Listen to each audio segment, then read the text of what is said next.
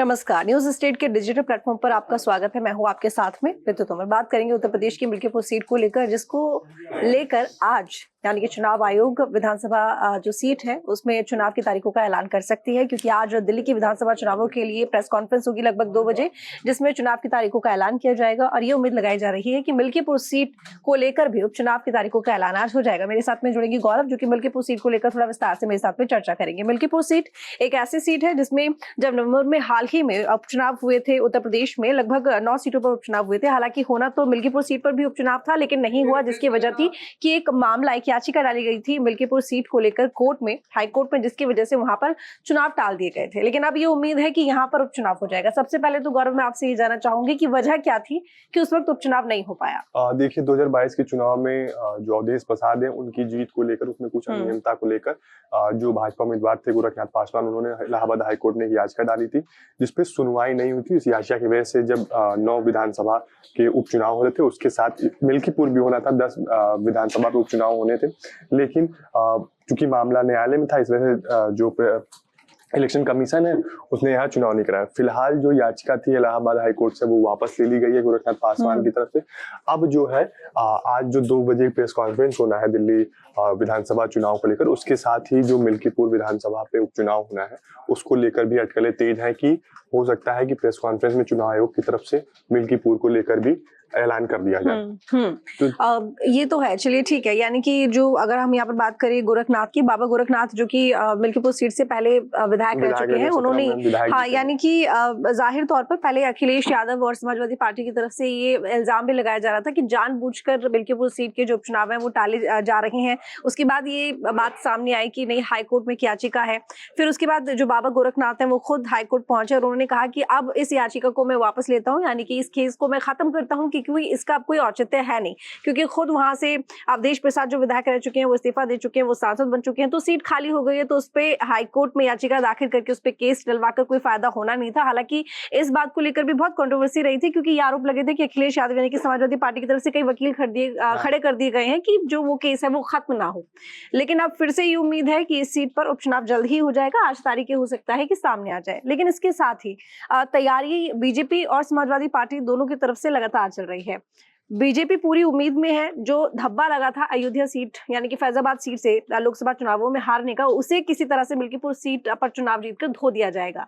Samajwadi party का कहना है कि किसी कीमत पर बीजेपी नहीं जीतने वाली है।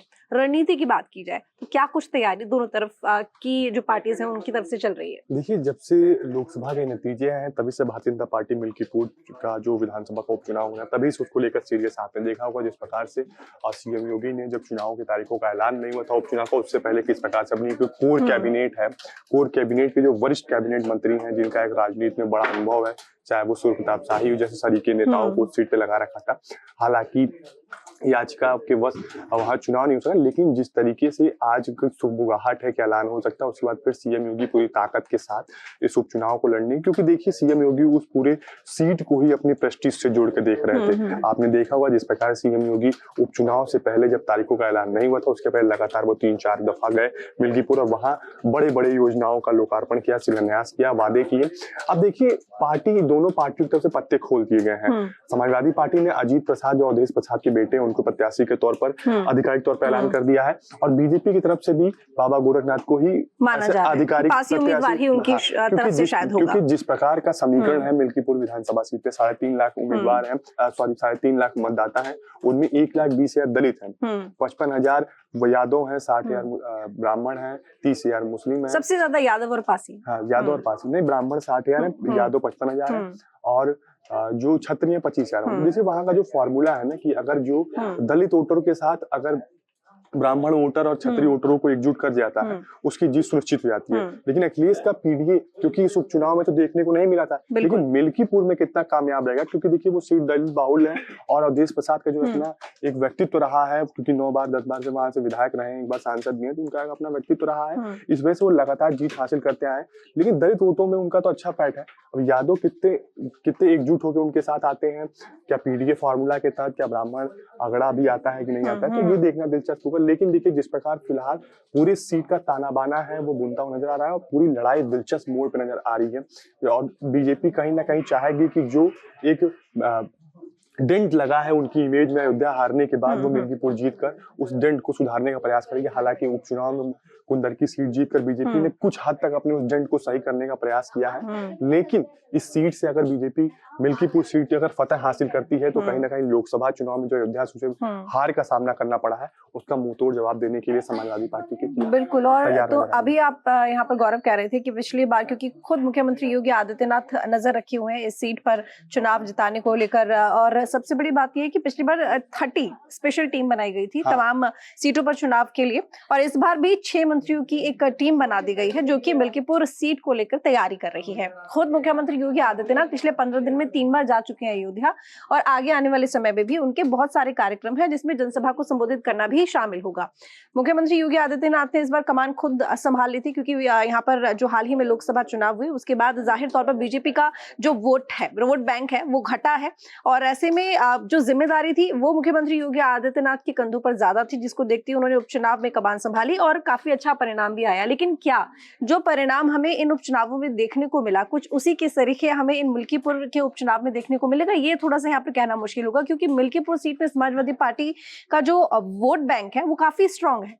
देखिए, जिस तरीके का आपने देखा होगा लोकसभा में समीकरण अलग थे और विधानसभा के उपचुनाव में जो समीकरण है वो अलग नजर आ रहे हैं। कि आपने देखा होगा जिस प्रकार से विधानसभा के उपचुनाव में आपने देखा होगा कि मुख्यमंत्री योगी आदित्यनाथ का जो एक लोकप्रियता है उसका फायदा किस प्रकार से बीजेपी को मिला, और बीजेपी देखिए इस पूरे उपचुनाव में एक आगे फ्रंट फुट से खेलते हुए नजर आई थी। आपने देखा होगा जिस प्रकार से योगी आदित्यनाथ पूरे चुनाव प्रचार की जिम्मेदारी स्वयं उठा रखे थे, और उसके पीछे चूंकि देखिए जब टीम का कप्तान सामने से आगे फ्रंट से लीड करता है तो फिर टीम के और भी प्लेयर होते हैं वो अपने कप्तान का साथ देते हैं। जिस तरीके से योगी आदित्यनाथ ने पूरे उपचुनाव में सामने से आके लीड करा, उसी तरीके से इस बार भी वो लीड करते हैं। और सबसे बड़ा बात ये है कि रामलला के प्राण प्रतिष्ठा का पहली वर्षगांठ भी इसी महीने मनाई जाएगी, तो ऐसे में सीएम योगी की सक्रियता जो है वो अयोध्या में बढ़ गई है पहले के मुकाबले। तो लगातार जिस प्रकार से अगर चुनाव का ऐलान होता है और उसके बाद सीएम योगी लगातार पहुंचेंगे जब अयोध्या, क्योंकि अगर रामलला प्राण प्रतिष्ठा का पहली वर्षगांठ मनाई जा रही तो हम ऐसी उम्मीद कर रहे हैं कि जिस तरीके से प्राण प्रतिष्ठा कार्यक्रम किया गया था उससे कमोबेश स्थिति वही रहने वाली, उसी प्रकार से लाव लश्कर उसी प्रकार से सजावट देखने को मिलेगी। तो ऐसे में देखना ये दिलचस्प हो कि क्या योगी आदित्यनाथ वहां जाते हैं और मिल्कीपुर को कितना साधते हैं, क्योंकि देखिए जिस प्रकार से सीएम योगी आदित्यनाथ लगातार अयोध्या को लेकर सीरियस मोड में नजर आए हैं, क्योंकि योगी आदित्यनाथ का जो मेन मोटिव रहा है, चाहे वो अयोध्या सीट हो रही हो, चाहे वो प्रयागराज रहा हो, चाहे बनारस रहा हो, इन सीटों पर योगी आदित्यनाथ का ज्यादा फोकस रहा। तो अयोध्या सीट हारने के बाद सीएम योगी जिस प्रकार से फजीहत हुई, हिंदुत्व की राजनीति का एक ठप्पा लगता रहा है बीजेपी के ऊपर, और राम मंदिर एक ऐसा एजेंडा रहा है बीजेपी का जिसको वो सालों से लेकर आ रही है, जिसके दम पर उसने कई चुनाव जीते हैं। अगर फैजाबाद से हार जाए तो वाकई में एक बहुत बड़ा डेंट है। और सबसे बड़ी बात यह है कि जो बीजेपी है वो खुद को डंके की चोट पे हिंदुत्ववादी होने का, हिंदुत्ववादी पार्टी होने का क्लेम भी करती है। तो अगर उस जगह से, चूंकि अयोध्या सीट से हारने के बाद तो फजीहत तो होना चाहिए, लेकिन देखना ये भी होगा कि किस प्रकार, क्योंकि देखिए जनता का जनादेश है और जनता ही मालिक होती है लोकतंत्र में। तो जिस तरीके से जनता ने इस बार समाजवादी पार्टी के प्रत्याशियों पर विश्वास जताया, आने वाले समय में ये जनता किस ओर करवट लेगी ये भी देखना होगा। बिल्कुल, लेकिन देखिए अखिलेश यादव का ये साफ कहना है कि चाहे आप कुछ भी कर लो, बीजेपी इस बार जीतने वाली नहीं है। हालांकि यहाँ पर मुख्यमंत्री योगी आदित्यनाथ जो कि बहुत ज्यादा कॉन्फिडेंट नजर आ रहे हैं, जाहिर तौर पर बीजेपी की तरफ से जो रणनीति है उसमें बदलाव किया गया। जो कॉन्फिडेंस उनका लोकसभा चुनावों में दिखाई दिया, वो कॉन्फिडेंस या बड़बोलापन मैं कहूं तो गलत नहीं होगा, क्योंकि अब की बार 400 बार सीधा ये नारा लगा दिया गया था जब हमने पीछे के विधानसभा चुनावों की बात दी। लेकिन लोकसभा चुनावों की बात हुई तो पूरा 80 की 80 सीटों पर जीतने के दावे ठोके जा रहे थे, लेकिन 80 सीटें तो छोड़िए, उन्होंने जो अपनी सीटें थी प्रॉपर पहले से आपने वो भी गवा दी है। तो वो कॉन्फिडेंस या बड़बोलापन, ओवर कॉन्फिडेंस कहेंगे से, वो ओवर कॉन्फिडेंस और बड़बोलापन इस बार विधानसभा जो चुनाव हुए उसमें देखने को नहीं मिला। माफ कीजिएगा, उपचुनाव जो हुए उसमें देखने को नहीं मिला। लेकिन ये देखा जाएगा कि मिल्कीपुर जो ये उपचुनाव हो रहा है इसमें बीजेपी जो प्रचार प्रसार करती है वो किस नीति से करती है और किन मुद्दों को लेकर करती है। मुद्दों की अगर यहाँ पर बात की जाए मिल्कीपुर में तो मुद्दे क्या हो सकते हैं? हालांकि यहाँ पर पिछले कुछ दिनों से लगातार ये कोशिश की गई कि समाजवादी पार्टी में जो उनके नेता होते हैं वो ज्यादातर गुंडे बदमाश होते हैं, उनको ही टिकट दे दिया जाता है, या ये उन गुंडे बदमाश लोगों को पाल कर रखती है, जिसमें कुछ नाम भी सामने आए थे और दुष्कर्म जैसे कई आरोप लगे थे जिसको लेकर मामले भी चले थे। तो कहीं ना कहीं क्या उसी लाइन पर बीजेपी इन चुनावों को लड़ेगी या फिर मुद्दे बदल जाएंगे? देखिए, वो मुद्दा पुराना हो चुका है और अभी आरोप सिद्ध नहीं हुआ है, तो उस पर टीका टिप्पणी करना मुझे लगता है कि उचित नहीं होगा। लेकिन देखिए, मुद्दे बहुत हैं। मिल्कीपुर चूंकि अब पहले की बात करें तो सड़क है, रोजगार की समस्या है, हॉस्पिटल्स वगैरह की समस्या है। तो देखिए, अगर मुद्दों पे अगर चुनाव लड़ा है तो मुद्दे तो बहुत सारे हैं, हथेरे मुद्दे हैं, बहुतेरे मुद्दे हैं। लेकिन देखिए, सबसे बड़ी बात ये है कि जो अखिलेश यादव क्लेम कर रहे हैं कि बीजेपी नहीं जीती है, वो राजनीतिक पार्टी है, हर राजनीतिक पार्टी क्लेम करती है, चाहे वो आप कोई कल की बनी पार्टी वो भी क्लेम करती है कि हम चुनाव जीत रहे हैं, सरकार बना रहे हैं। तो अखिलेश यादव तो की पार्टी कई बार सरकार में रह चुकी है। लेकिन जिस प्रकार की पूरी रणनीति की आवश्यकता है इस चुनाव में, क्योंकि देखिए, लोकसभा चुनाव में जिस प्रकार से बीजेपी को बड़ी हार मिली थी, उसके पीछे एक बड़ा कारण ये था कि बीजेपी के जो आम कार्यकर्ता थे उनको ऐसा लग रहा था कि जिस अस्तित्व की लड़ाई हम पार्टी के गठन के समय से ही हम लड़ते आ रहे हैं, राम मंदिर की स्थापना को लेकर, तो अब वो पूरा हो गया है। तो जनता कहीं ना कहीं हमने जो वादा किया था जनता से, वो जनता हमने जब पूरा किया तो जनता उसका हमें रिवर्ट भी देगी। लेकिन बीजेपी के कार्यकर्ता ये बात समझ नहीं पाए और जनता इस बार राम मंदिर पर नहीं बल्कि विकास कार्यों पर और दूसरे मुद्दों पर वोट डालने पहुंच गए।